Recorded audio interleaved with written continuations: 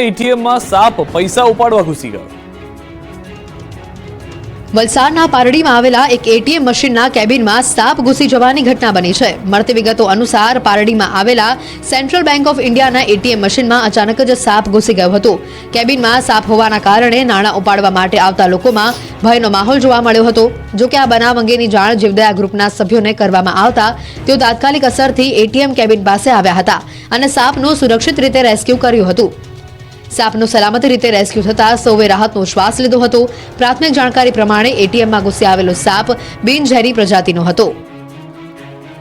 રાજકોટમાં કલેક્ટરની બુલડોઝરવાળી 45 કરોડની 5000 ચોરસ મીટર જમીન પર ચાલ્યું બુલડોઝર।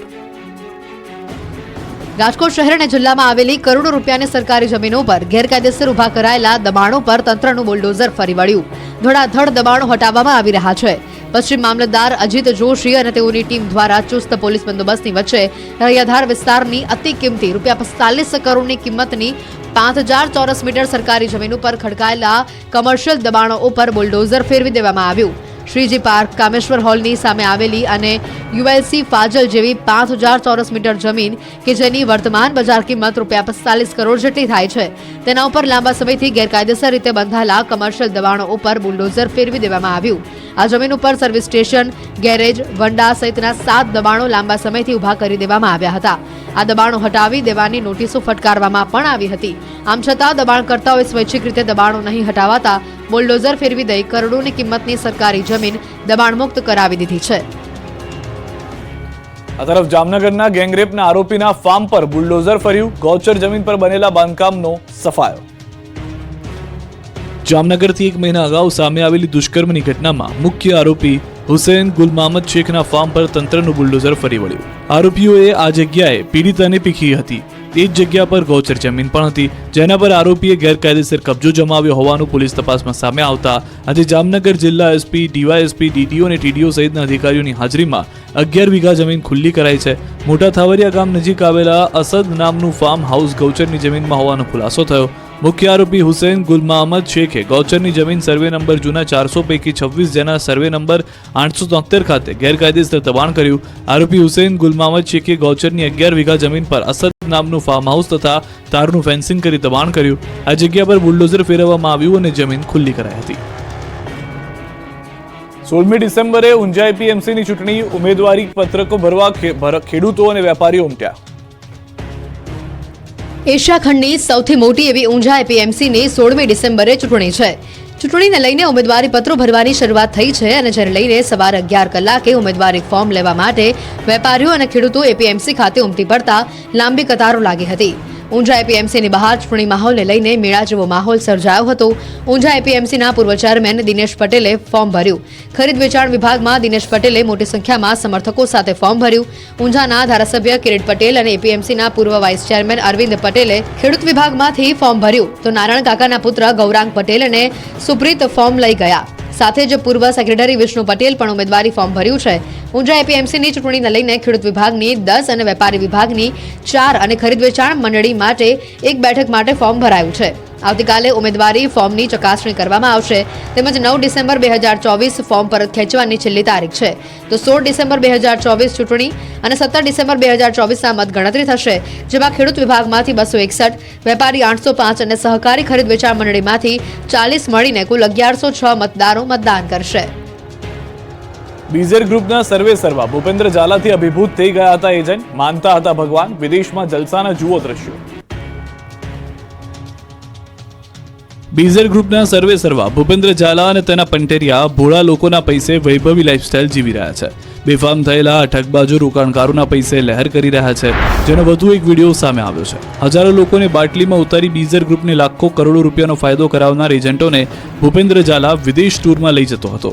દ્રશ્યોમાં જોવા મળે છે કે મહાઠગ કંપની બીઝર ગ્રુપના એજન્ટ મયુર દરજી સહિતના એજન્ટો બાલીમાં મોજ મસ્તી કરી રહ્યા છે। બાલીમાં ફરીને મોજ આવી ગયા બાદ ભૂપેન્દ્ર ઝાલાને ભક્તિ કરતા હતા। વિદેશ પ્રવાસ કરાવવા બદલ આભાર માનતા એજન્ટો જોવા મળ્યા। બીજી તરફ કૌભાંડી ભૂપેન્દ્ર ઝાલા અને એમએલએ ધવલ ઝાલાની જુગલબંધીના એક બાદ એક વિડીયો જોવા મળી રહ્યા છે। આ વખતે એમએલએ ધવલ ઝાલા અને આરોપી મયુર દરજીનો વિડીયો સામે આવ્યો। મયુર દરજી અને ધારાસભ્ય એક સાથે દેખાયા, બંને એક સાથે ફરતા નજરે પડ્યા। પાટણમાં બાળ તસ્કરી કેસમાં વધુ એકની ધરપકડ। પાટણમાં બાળ તસ્કરી કેસમાં તપાસનો ધમધમાટ ચાલી રહ્યો છે. પાટણથી રાધનપુર અને રાધનપુરથી કચ્છ સુધી હચમચાવી નાખતી ઘટનાના તાર જોડાયેલા છે. એક બાદ એક બાળકોના દુશ્મનોની ધરપકડ થઈ રહી છે, ત્યારે વધુ એક શખ્સની ધરપકડ કરવામાં આવી છે. સાંઈ કૃપા હોસ્પિટલનું મેનેજમેન્ટ કરનારની ધરપકડ કરવામાં આવી છે. મેનેજમેન્ટ કરનાર અમૃત ચૌધરીને પકડી પાડવામાં આવ્યા છે.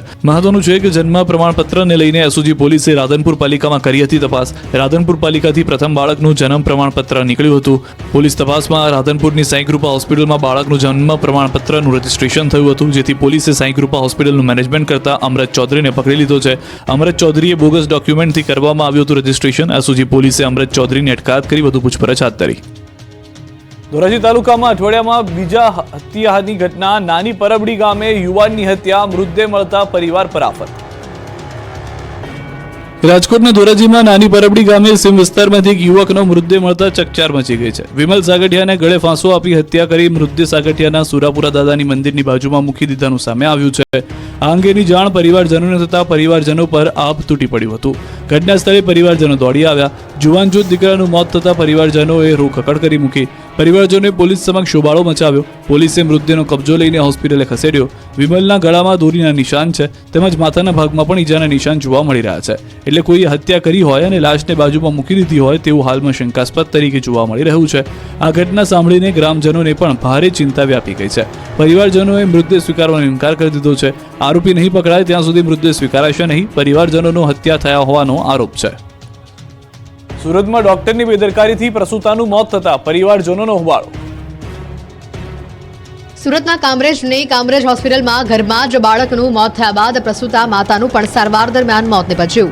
પ્રસૂતાને દુખાવો ઉપડતા હોસ્પિટલ ખસેડવામાં આવી હતી અને સાથે તાવ પણ આવતો હોવા છતાં ડોક્ટરે યોગ્ય સારવાર ન કરતા અન્ય હોસ્પિટલ લઈ જવાનું કહીને હાથ ઊંચા કરી દીધા હોવાનો પરિવારે આક્ષેપ કર્યો છે. ખોટી દવા આપી હોવાનો પરિવાર આક્ષેપ કરી રહ્યા છે. આ મામલે પરિવારજનો દ્વારા ડોક્ટરની બેદરકારીના કારણે મોત થયું હોવાનો આક્ષેપ કરાતા ખળભળાટ મચી ગયો છે. હોસ્પિટલ ખાતે પહોંચી ન્યાયની માંગ સાથે હોબાળો પરિવાર દ્વારા મચાવવામાં આવ્યો. આ સાથે જ પરિવારે આક્ષેપ કર્યો કે કામરેજ હોસ્પિટલના ડોક્ટર દ્વારા લેખિતમાં લખી આપવામાં આવ્યું હતું કે તમારે જ્યાં કેસ કરવો હોય ત્યાં કેસ કરવા માટેની ધમકી છે. રાજેશ્વરી રેસિડેન્સીમાં 30 વર્ષીય ગાયત્રી મિત શિરોયા 9 મહિના પહેલા ગર્ભવતી થતા પરિવારમાં ખુશીનો માહોલ હતો. પરિવારના એકના એક દીકરાના ઘરે પારણું બંધાવવાનું હતું, પણ ડોક્ટરની બેદરકારીથી બંનેના મોત થતા પરિવાર હાલ શોકમાં ગરકાવ છે. રાજકોટ પીજીવીસીએલ કસ્ટમર કેર સેન્ટરમાં બધા જ કર્મીઓ ઊંઘી ગયા. એમડીએ તપાસના આદેશ આપ્યા. જે ગ્રાહકનો આપ સંપર્ક કરવા માંગો છો એ હાલ ઘોડા વેચીને સૂઈ ગયા છે. કૃપા કરીને જાગે પછી કોલ કરો અથવા અંધારામાં રહેવાની આદત પાડી લો. લાઇટ જાય અને તમે પીજીવીસીએલની કચેરીમાં ફોન કરો ત્યારે આવી ટ્યુન સંભળાય તો ચોંકી ન જશો, કારણ કે આ હકીકત પણ હોઈ શકે છે. પીજીવીસીએલના નિંદ્રાધીન કર્મચારીનો એક વિડીયો વાયરલ થયો છે. દાવા પ્રમાણે આ વિડીયો રાજકોટની પીજીવીસીએલ કચેરીના કસ્ટમર કેરનો છે, જે રાત્રિના સમયે કામ પર આવતા કસ્ટમર કેરના કર્મચારીઓ સામૂહિક ઊંઘ મેળામાં આવ્યા હોય એમ ઊંઘી ગયા છે. ઊંઘતું તંત્ર અત્યાર સુધી આપણે માત્ર સાંભળતા હતા, પરંતુ આજે તો જોઈ પણ લીધું. ગ્રાહકો ભલે ફોન કરીને થાકે, પણ અહીંયા કોઈ જાગતું ન હોય અને ફોન ઉપાડે અને સમસ્યા સાંભળે તેવું વ્યક્તિ જ નથી. કાગડા બધા કાળા ન હોય એમ કહી પણ બધા જ કર્મચારીઓ ઊંઘે છે એવું નથી. એકાદ બે લોકો જાગે પણ છે, પણ મોબાઈલમાં મશગુલ છે. શહેરના કનેક રોડ પર આવેલા કસ્ટમર કેર સેન્ટરનો આ વિડીયો હોવાનો દાવો કરાઈ રહ્યો છે. વિડીયો વાયરલ થતા પીજીવીસીએલના આસિસ્ટન્ટ એન્જિનિયરે સ્પષ્ટતા કરી કે વાયરલ વિડીયો જૂનો છે. ખાતાકીય તપાસ ચલાવવામાં આવી રહી છે. ગેરરીતિ સામે આવશે તો પગલાં લેવાશે. સુતેલા કર્મચારીઓ કોન્ટ્રાક્ટ આધારિત છે, પરંતુ એનો મતલબ એ નથી કે કામના સમયે સૂઈ જવાનું. હિંમતનગરના રાયપુર ગામની પ્રાથમિક શાળામાં સતત બીજા દિવસે પણ તાળાબંધી. સામાન્ય રીતે શાળામાં શિક્ષકો ભણાવવા માટે આવે, પરંતુ હિંમતનગરના રાયપુર ગામની પ્રાથમિક શાળામાં શિક્ષકો ઝઘડવા માટે આવે છે. દરરોજ શિક્ષકો ઝઘડતા વિદ્યાર્થીઓ કંટાળ્યા, ત્યારે સાબરકાંઠાના હિંમતનગરના રાયપુર ગામની પ્રાથમિક શાળામાં સતત બીજા દિવસે પણ તાળાબંધી કરી વિરોધ કરવામાં આવ્યો. ગામના લોકોનું કહેવું છે કે છેલ્લા 1 વર્ષથી શાળાના શિક્ષકો અંદરો અંદર ઝઘડતા રહે છે, જેની અસર શાળા જતા બાળકો પર પડી રહી છે. સતત 5 વખત ગામના લોકોએ સમાધાન કરાવ્યું હોવા છતાં પણ શિક્ષકો શાળામાં ઝઘડો કરતા રહે છે, જેથી ગામના લોકોએ વિરોધ કર્યો, જેને લઈ તાલુકા શિક્ષણ કચેરીથી આવેલ અધિકારીઓએ ગામ લોકો સાથે બેઠક કરી. આ બેઠકમાં શિક્ષકોની બદલીની ઉગ્ર માંગ કરાઈ છે. ભાવનગરના અપલખાણા લંપટ શિક્ષકે ધોરણ 5ની વિદ્યાર્થીની સાથે કર્યા અડપલા. લોકોએ શાળાનો બહિષ્કાર કર્યો. ભાવનગર જિલ્લાના ઘોઘા તાબેના લાખણકા ગામે સરકારી પ્રાથમિક શાળામાં એક શિક્ષકે 5મા ધોરણમાં ભણતી બાળકી સાથે અડપલા કર્યાનો આક્ષેપ બાળાએ કરતા ભારે ચકચાર મચી છે. ઘોઘાના લાખણકા ગામે પ્રાથમિક શાળામાં ધોરણ 5માં અભ્યાસ કરતી એક બાળકી છેલ્લા 2 દિવસથી શાળાએ અભ્યાસ માટે જતી ન હોવાથી તેના વાલીએ શાળાએ ન જવાનું કારણ પૂછતા બાળકીએ તેના વાલીને લંપટ શિક્ષકના લખણની વાત કરતા પરિવારજનોના પગતળેથી જમીન ખસી ગઈ.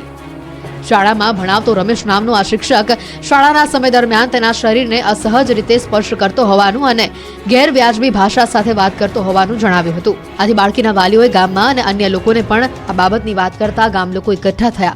ગામ લોકો શાળા ખાતે પહોંચ્યા અને શિક્ષક તથા આચાર્ય સાથે બોલાચાલી કરી. આ દરમિયાન ગામ લોકોએ શિક્ષક રમેશને લઈને ઘોઘા પોલીસ મથકે દોડી આવ્યા હતા અને શિક્ષકને પોલીસના હવાલે કરી તેના વિરુદ્ધ ફરિયાદ દાખલ કરવાની માંગ કરી. પોલીસે પૂછપરછ સાથે તપાસ શરૂ કરી છે. જોકે પોલીસે લંપટ શિક્ષક વિરુદ્ધ કાર્યવાહી ન કરતા ગામ લોકો દ્વારા શાળાનો બહિષ્કાર કરવામાં આવ્યો છે. લોકોનો આક્ષેપ છે કે ઘોઘા પોલીસ દ્વારા એફઆઈઆરના બદલે માત્ર અરજી લેવામાં આવી છે. એટલે જ્યાં સુધી શિક્ષક વિરુદ્ધ પગલાં લેવામાં નહીં આવે ત્યાં સુધી તેમના બાળકોને શાળાએ મોકલશે નહીં. બાબરમાં શિક્ષકો બન્યા શૈતાન, બાળકના અક્ષર સારા ન થતા માર્યો ઢોરમાર. બનાસકાંઠાના ભાભર તાલુકામાં શિક્ષણ જગતને શર્મસાર કરતી ઘટના સામે આવી. રૂની ગામની ડેરિયાવાળા પ્રાથમિક શાળામાં સૌપ્રથમ તો આપણે એ જણાવ્યું કે ઘણા સમય પહેલા આપણે એક અનુમાન આપ્યું હતું કે ગુજરાતના હવામાનમાં પલટો આવશે, જેમાં ખાસ કરીને 3 ડિસેમ્બરથી લઈને 9 ડિસેમ્બર વચ્ચે આપણું વાતાવરણ છે એમાં ફેરફાર જોવા મળશે અને આપણે ઝાપટાઓ પડી શકે છે. કયા વિસ્તારમાં ઝાપટા પડવાના છે, કેવા ઝાપટા પડવાના છે એની વાત કરીએ તો આ ઝાપટાનું કારણ છે દક્ષિણ ભારતની અંદર રહેલું સાયક્લોન. આમ જોવા જઈએ તો ઘણા સમયથી દક્ષિણ ભારતમાં એક સાયક્લોન હતું જે તમિલનાડુથી પૂર્વ દિશામાં અને શ્રીલંકાથી ઉત્તર અને ઉત્તર પૂર્વ દિશાની અંદર જે સાયક્લોન ક્રિએટ થયું હતું એ સાયક્લોનનું નામ છે ફેન્જલ. એ સાયક્લોન તમિલનાડુ ઉપર લેન્ડફોલ કરી અને આગળ વધી રહ્યું છે. એ સાયક્લોનને કારણે દક્ષિણ ભારતના તમિલનાડુ, પુડુચેરી છે, કેરળ હોય અથવા તો કર્ણાટક જેવા વિસ્તારો છે એમાં ખૂબ ધોધમાર વરસાદો પણ નોંધાયા છે અને પુડુચેરી અને તમિલનાડુની અંદર તો અતિ ભારે વરસાદોને કારણે જનજીવન પણ ઠપ થયું છે. હવે એ વાવાઝોડું હતું એ નબળું પડતા આગળ વધી અને અત્યારે આજનું જે અમારું લેટેસ્ટ પ્રિડિક્શન છે એ મુજબ અત્યારે કર્ણાટકથી 300 કિલોમીટર પશ્ચિમ દિશામાં એ સાયક્લોન છે એ અરબ સાગરમાં પ્રવેશ કરી ગયું છે અને અત્યારે એ સાયક્લોન છે ખૂબ નબળું પડી ગયું છે. અત્યારે જો કે એ સાયક્લોનની કેટેગરી નથી, એ સાયક્લોનમાંથી નબળું પડી અને ડીપ ડિપ્રેશન નબળું પડી ડિપ્રેશન અને અત્યારે વેલ માર્ક લો પ્રેશરની કેટેગરી છે. એટલે વેલ માર્ક લો પ્રેશરની કેટેગરીની અંદર એ સિસ્ટમ છે એ કર્ણાટકથી પશ્ચિમ દિશામાં અરબ સાગરની અંદર સક્રિય છે. અત્યારે હવે થોડીક ઉત્તર તરફ અને વધારે પડતા એ પશ્ચિમ દિશા તરફ આગળ વધે તેવી શક્યતાઓ છે. જોકે આને કારણે ગુજરાતને કોઈ મોટો ખતરો નથી, પણ હવે આજથી પણ ઘણા વિસ્તારોની અંદર હવામાનમાં પલટો આવ્યો છે આજે 3 ડિસેમ્બરથી અને હજુ 6-7 ડિસેમ્બર સુધી ગુજરાતના હવામાનમાં પલટો જોવા મળી તેવી શક્યતાઓ છે. જોકે ઓલ ઓવર ગુજરાતમાં તમામ વિસ્તારોની આની અસર નથી થવાની કે તમામ વિસ્તારોની અંદર વાદળછાયું વાતાવરણ થવાનું નથી, પણ ઘણા બધા વિસ્તારોની અંદર વાદળછાયું વાતાવરણ પણ થશે. લગભગ 60% આસપાસ વિસ્તારને તો આવરી લેશે અને અમુક વિસ્તારમાં માવઠાના ઝાપટાની શક્યતાઓ છે. સૌપ્રથમ તો જે માવઠાના ઝાપટાની શક્યતાઓ છે એની વાત કરવા જઈએ તો મધ્યપ્રદેશ અને મહારાષ્ટ્ર બોર્ડર લાગુ વિસ્તારમાં ઝાપટાની શક્યતાઓ છે, જેમાં દાહોદ, ગોધરા અને છોટાઉદેપુર કે જે મધ્યપ્રદેશ બોર્ડર છે ત્યાં પણ હળવા સામાન્ય છૂટાછવાયા માવઠાના ઝાપટા છે એ પડી શકે. જો કે આ જે 3 જિલ્લા છે દાહોદ, ગોધરા અને છોટાઉદેપુર એ 3 જિલ્લામાં જે છાટાછૂટીની શક્યતાઓ છે એટલે સમગ્ર 3 જિલ્લામાં ન પડે પણ છૂટાછવાયા પડે, 2-5 ગામમાં પડે, 2-5 ગામમાં ન પડે એવી રીતે છૂટાછવાયા અને એકદમ હળવા સામાન્ય હશે કે જેને કારણે કોઈ ખેતી પાકને કે આપણે બીજા કોઈ માલ મિલકતને નુકસાન થાય તેવી સંભાવનાઓ નથી, પણ છૂટાછવાયા ઝાપટાઓ ચોક્કસથી ત્યાં જોવા મળશે. એવી જ રીતે દક્ષિણ ગુજરાતમાં પણ ઘણા બધા વિસ્તારોની અંદર ઝાપટાની શક્યતાઓ છે. સૌથી વધારે જે ઝાપટાની કે છાટાછૂટીની તીવ્રતા છે એ તાપી અને ડાંગ જિલ્લામાં જોવા મળે તેવી શક્યતાઓ છે. તાપી અને ડાંગ જિલ્લામાં તો આવનારા 3-4 દિવસ ખાસ કરીને 4 અને 5 તારીખ દરમિયાન આ ઝાપટાની શક્યતાઓ તાપી અને ડાંગમાં રહેલી છે. એ સાથે પણ આગળ પાછળ એકાદ દિવસ એ ઝાપટા કે છાટાછૂટી જોવા મળી શકે અને ડાંગ અને તાપીને બાદ કરતા બીજા વિસ્તારો હોય જેમાં વલસાડ હોય, વાપી, નવસારી છે, સુરત છે અથવા તો જે રાજપીપળા જેવા વિસ્તારો હોય અને એની આસપાસના અમુક વિસ્તારો છે જેમાં હળવા સામાન્ય છૂટાછવાયા છાટછૂટ થઈ શકે છે. એટલે દક્ષિણ ગુજરાત અને મધ્ય ગુજરાતના આ ભાગોની અંદર ઝાપટા પડી શકે. સૌરાષ્ટ્રની વાત કરવા જઈએ તો સૌરાષ્ટ્રના દરિયાઈ કાંઠાના વિસ્તાર જેમાં મહુવા, રાજુલા હોય અથવા તો ખાંભા તાલુકો છે, ઉના હોય કે કોડીનાર, સૂત્રાપાડાથી લઈ અને છેક સોમનાથ સુધી, તાલાળા સોમનાથ, એટલે કહી શકાય કે મહુવાના દરિયાકાંઠાથી લઈ અને સોમનાથના દરિયાકાંઠા સુધીના અમુક ગામડાઓમાં છાટાછૂટી એકદમ હળવી થઈ શકે છે. જોકે સૌરાષ્ટ્રના દરિયાકાંઠે ઘણી વખત એવું પણ બનશે કે કદાચ એકદમ છૂટાછવાયા કોઈક જગ્યાએ એકલ દુકલમાં પડે તો, બાકી સૌરાષ્ટ્રના દરિયાકાંઠે બહુ શક્યતાઓ નથી, પણ આપણે હળવા સામાન્ય કોઈ ગામની અંદર ઝાપટાઓ છે પડી શકે છે. એટલે આ રીતનો જે વરસાદી માહોલ રહેવાનો છે, એટલે આ માવઠું કોઈ મોટું માવઠું નથી. જે છેલ્લા ઘણા સમયથી અમે આપને બતાવતા આવ્યા છે કે આમાં કોઈ મોટું માવઠું થવાનું નથી, એટલે કોઈ ડરશો નહીં, કોઈ ગભરાશો નહીં. હા, વાતાવરણમાં પલટો આવશે એટલે વાદળછાયું વાતાવરણ થશે, અનેક જગ્યાએ ઘાટા વાદળ થઈ જશે. જો કે બીજા વિસ્તારોની અંદર જે વાદળછાયું વાતાવરણ થશે, જેમાં સૌરાષ્ટ્ર હોય, દક્ષિણ ગુજરાત હોય, મધ્ય ગુજરાતના અમુક ભાગો અને કચ્છના પણ અમુક વિસ્તારોની અંદર વાદળછાયું વાતાવરણ થઈ શકે છે. ઉત્તર ગુજરાતમાં એકદમ હળવા છૂટાછવાયા સ્થળે કોઈ જગ્યાએ વાદળ જોવા મળશે, બાકી ઉત્તર ગુજરાતમાં બહુ વાદળછાયું વાતાવરણ નહીં જોવા મળે. વાદળછાયું વાતાવરણને કારણે તમને એવું લાગશે કે કદાચ મોટું માવઠું થાય એવી શક્યતાઓ છે, પણ આમાં કોઈ મોટા માવઠાની શક્યતાઓ નથી. માત્ર વાદળ થશે ને વાદળને કારણે એક ડર ઊભો થશે, બાકી કોઈ મોટા માવઠાની શક્યતાઓ નથી, જેની દરેક મિત્રોએ નોંધ લેવાની છે. એટલે આ પ્રકારનું હવામાન રહેવાનું છે. 6-7 તારીખ પછીથી ફરીથી ગુજરાતનું હવામાન ચોખ્ખું થશે અને રાબેતા મુજબનું